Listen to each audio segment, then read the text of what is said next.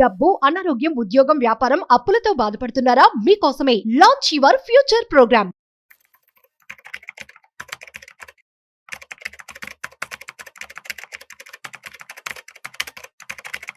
Welcome to Suman TV. నేను మీ రమా రాజేష్. ఈ రోజు మనం లాస్ట్ వీడియోలో డిస్కస్ చేసుకున్నట్లుగా ఒక వర్స్ట్ పర్ఫార్మింగ్ ఫండ్ టైం పీరియడ్ని తీసుకొని దాంట్లో ఎస్ఐపి చేస్తే మీకు ప్రాఫిట్ వస్తుందా లాస్ వస్తుందా గురించి డీటెయిల్గా తెలుసుకోవడానికి ఒక కేస్ స్టడీలా తీసుకొని వచ్చాను. సో ఒకవేళ మీరు ఎవరైనా లాస్ట్ వీడియో చూడకపోతే దయచేసి ఆ వీడియో కూడా చూడండి. దాంట్లో క్లియర్గా బేర్ మార్కెట్లో ఇన్వెస్ట్ చేయాలా, బుల్ మార్కెట్లో ఇన్వెస్ట్ చేయాలా, పడుతున్నప్పుడు పెట్టాలా, పెరిగేటప్పుడు పెట్టాలా అని దాని గురించి డిస్కస్ చేసుకున్నాం. ఈరోజు ఎస్ఐపి వల్ల బెనిఫిట్స్ ఏంటి అంటే మార్కెట్ పడినా పెరిగినా కూడా ఎస్ఐపి చేయడం వల్ల మీకు వచ్చే లాభం ఏంటి అని తెలుసుకోవడానికి ఒక వర్స్ట్ పీరియడ్లోని ఒక ఫండ్ యొక్క పర్ఫార్మెన్సెస్ని తీసుకొని వాటి గురించి మాట్లాడుతున్నాను. సో ఇంకా లేట్ చేయకుండా స్టార్ట్ చేసేద్దామా. ఈరోజు నేను ముందుగానే చెప్పినట్టుగా అందరికీ చాలా డౌట్స్ ఉంటాయి. ఇప్పుడు నేను ఇన్వెస్ట్ చేస్తున్నాను, మార్కెట్ పడుతుంది, నేను పెట్టిన దానికంటే ఇప్పుడు లాసెస్లో కనబడుతున్నాయి, సో దీనివల్ల నేను ఏమైనా లాస్ అవుతానా అన్న భయం చాలా మందికి ఉంటుంది. ఆ భయాన్ని పోగొట్టడానికే మీకు ఈ ఎక్సెల్ షీట్ తీసుకొచ్చింది. ఇది స్పెసిఫిక్గా ఒక పీరియడ్లోని అంటే 2000 నుంచి 2005 5 years పీరియడ్లోని ఒక ఫండ్ పర్ఫామ్ చేసిన పర్ఫార్మెన్స్ ఇది. ఒక యాక్చువల్ ఫండ్ని తీసుకొనే చెప్తున్నాను. ఫండ్ డీటెయిల్స్ అయితే నేను హైడ్ చేశాను బికాజ్ నా ఇంటెన్షన్ మీకు ఎడ్యుకేషన్ ప్రొవైడ్ చేయడమే కానీ ఒక ఫండ్ సజెషన్ కాదు. సో మ్యూచువల్ ఫండ్స్లో ఎప్పుడైనా ఇన్వెస్ట్ చేసేటప్పుడు ఖచ్చితంగా మీరు డాక్యుమెంట్స్ అన్నింటినీ కేర్ఫుల్గా చదవాలి. అలానే మీకు ఏమైనా డౌట్స్ ఉంటే ఒక అడ్వైజర్ దగ్గర కన్సల్ట్ అయ్యి మాత్రమే ఇన్వెస్ట్మెంట్ చేయాలి. Okay, so coming back to the topic, ఇందులోని మనం తీసుకున్న ఫండ్ పీరియడ్ 2000 నుంచి 2005 వరకు 2 ఎగ్జాంపుల్స్ తీసుకొచ్చాను అలాగా మీకు అర్థం కావడం కోసం. సో మనం 2000 ఎస్ఐపినే, మీరు ఎవరైనా ఒక 2000 ఎస్ఐపి స్టార్ట్ చేశారు అనుకుందాం. 2000లోని ఒక 2000 ఎస్ఐపి స్టార్ట్ చేశారు. దాని అమౌంట్ 10 రూపీస్, అంటే ఎన్ఏవి ఎంత ఉంది, 10 రూపీస్ ఉంది. అండ్ యూనిట్స్ అన్నీ వచ్చాయి, 200 యూనిట్స్ వచ్చాయి. సో ఇక్కడ మీ కరెంట్ వాల్యూ ఎంత 2000 అండ్ ప్రాఫిట్ లాస్ 0, ఎందుకంటే అప్పుడే ఇన్వెస్ట్ చేశారు కాబట్టి దాంట్లో మీకు ప్రాఫిట్ అండ్ లాస్ కనిపించదు. సో ఇక్కడ వరకు మీకు అర్థమైంది అనుకుంటున్నాను. నెక్స్ట్ చూసేటప్పటికి 10 రూపీస్ పెట్టి మీరు కొన్నారు, నెక్స్ట్ మంత్లోనే అది 8.77కి వెళ్ళింది, ఆ నెక్స్ట్ మంత్లో 6కి వెళ్ళిపోయింది. సో చూస్తుంటే అలా ఎన్ఏవి పడుతూనే ఉంది. ఎన్ఏవి పడడం వల్ల మీరు ఇక్కడ యూనిట్స్ పెరగడం చూసారు. ఇక్కడ 10 ఉన్నప్పుడు 200 యూనిట్స్ ఉన్నవి, 8.77 రాగానే 428 యూనిట్స్కి వెళ్ళాయి అవి. సో అలా యూనిట్స్ పెరుగుతున్నాయి. బట్ ఇక్కడ చూస్తే లాస్, ప్రాఫిట్ అండ్ లాస్ చూస్తే నెగటివ్లో ఉంది, అంటే అది లాస్లోకి వెళ్ళింది. సో అలా ఒక 2001లో తీసుకున్నాను, 2001కి లీస్ట్ వెళ్ళిపోయింది. అంటే 10 రూపీస్ కొన్న ఫండ్ 2.19కి వెళ్ళిపోయింది అనేవి. అలా వెళ్ళడం వల్ల మీకు వచ్చిన యూనిట్స్ ఎన్ని ఉన్నాయి, 913 యూనిట్స్ ఉన్నాయి. అండ్ ఇక్కడ మీరు చూసుకుంటే మీరు ఇన్వెస్ట్ చేసిన అమౌంట్ ఏమో 40,000, దాని కరెంట్ వాల్యూ ఎంత ఉంది 20,391 ఉంది. అంటే 19,000 లాస్, అంటే ఆల్మోస్ట్ మీరు పెట్టిన దాంట్లో హాఫ్ లాస్ అయిపోయారు. అంటే ఇక్కడ 2000 తీసుకున్నాను కాబట్టి 40,000కి 20,000 చూపిస్తోంది. అదే మీరు 20,000 తీసుకున్నారు అనుకో ఎస్ఐపి, మీరు కట్టిన 4 లక్షలకి 2 లక్షలే ఉంటుంది. సో చాలా మంది ఇక్కడ ఏం చేస్తారు, ఆ అమౌంట్ చూసి నేనేమైనా రాంగ్ ఇన్వెస్ట్మెంట్లో పెట్టానా ఆర్ నేను తప్పు చేశానా అనుకొని ఎగ్జిట్ అయిపోవడానికి అనుకుంటారు, లేకపోతే సిప్ని ఆపేస్తారు. ఇదే చాలా మంది చేసే mistake. But wait and see, ఈ ఫండ్ యొక్క పర్ఫార్మెన్స్ చూద్దాం. ఇంకా సేమ్ థింగ్ 2003, అంటే 2000లో స్టార్ట్ చేసిన ఫండ్ 2003కి కూడా అది ఇంకా 2.62 యూనిట్స్కే ఉంది. అంటే అది 10 రూపీస్కి కొన్న ఫండ్, అది ఇంకా 10కి రీచ్ అవ్వాలా, 2.62 మాత్రమే ఉంది. అయినా మనం ఇన్వెస్ట్ చేసిన అమౌంట్ ఎంత అయింది, 80,000 అయింది అప్పటి వరకు. అండ్ టోటల్ యూనిట్స్ ఎన్ని ఉన్నాయి మనకి, 22,819 యూనిట్స్ ఉన్నాయి. ఇక్కడ చూసుకుంటే ఇన్వెస్ట్ చేసిన 80,000 అయితే మనకి వాల్యూ ఎంత ఉంది, 59,785 ఉంది. అంటే ఇక్కడ కూడా మనకి 20,000 లాస్లోనే ఉంది. ఫస్ట్ 3 years వరకు ఈ ఫండ్ కంప్లీట్లీ లాస్లోనే ఉంది.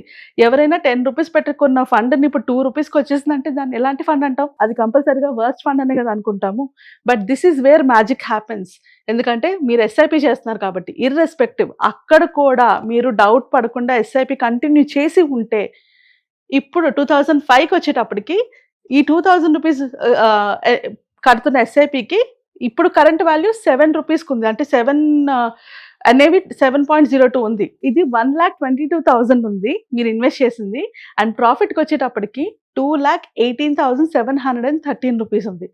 సో ఇక్కడ మీరు కొన్న ప్రైస్కి కూడా రాలేదు. ఇంకా మీరు కొన్న ప్రైస్ అంతా 10 ఎన్ఏవి కొన్నారు, ఇప్పుడు అది ఎంత ఉంది 7.02 ఉంది ఎన్ఏవి.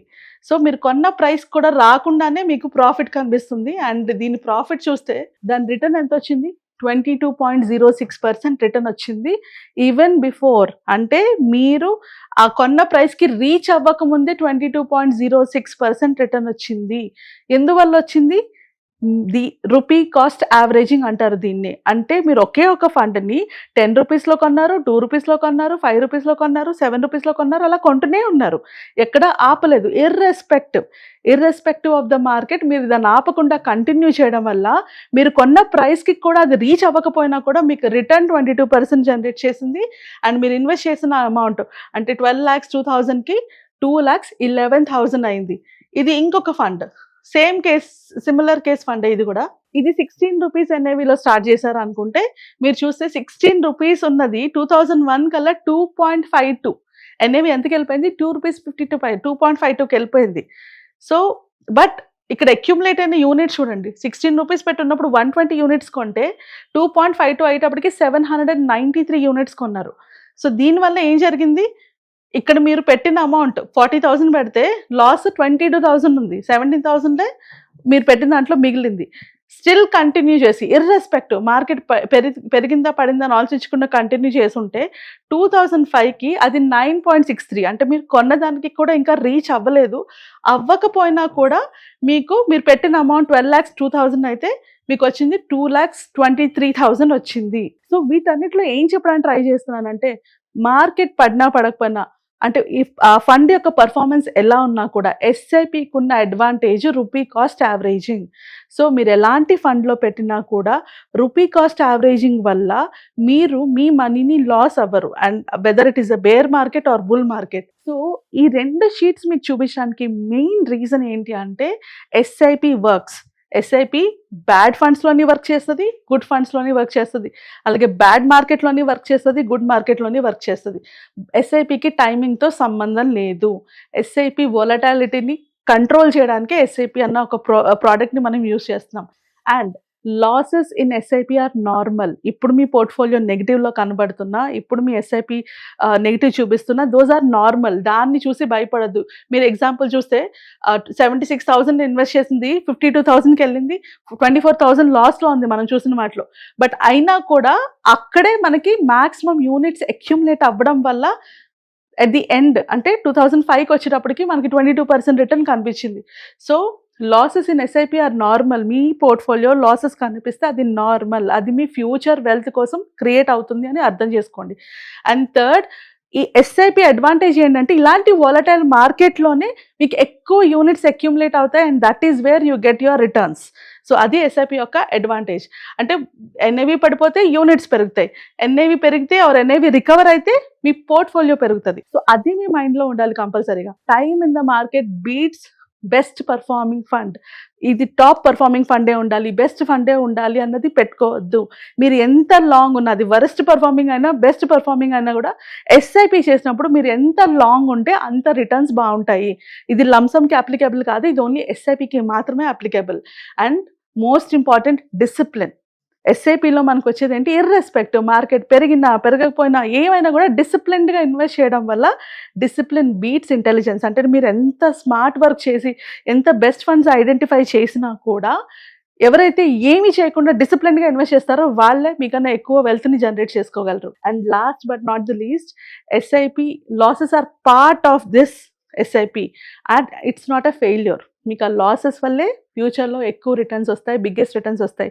అంటే మీరు ఇన్వెస్ట్ చేసే పీరియడ్లో కనుక మీ ఎస్ఐపి లాసెస్లో ఉంటే just imagine you are creating more wealth అన్నది.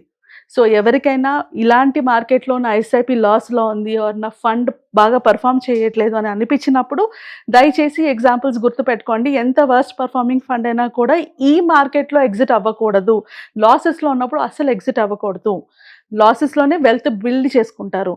అలా కాకుండా మీకు ఇంకేమైనా డౌట్స్ ఉన్నాయి, ఇంకేమైనా క్వశ్చన్స్ ఉన్నాయి, పర్సనల్గా నాతో మాట్లాడాలనుకుంటే కింద స్క్రోల్ అవుతున్న నెంబర్స్కి కాల్ చేసి అపాయింట్మెంట్ బుక్ చేసుకోవచ్చు. ఇంకేమైనా జనరలైజ్డ్గా క్వశ్చన్స్ ఏమైనా ఉంటే ఎస్ఐపి రిలేటెడ్గా ఇంకా ఏమైనా డౌట్స్ ఉంటే కింద కామెంట్స్ పెట్టండి. నెక్స్ట్ దాని మీద వీడియో కూడా చేసుకుందాం. Thank you so much.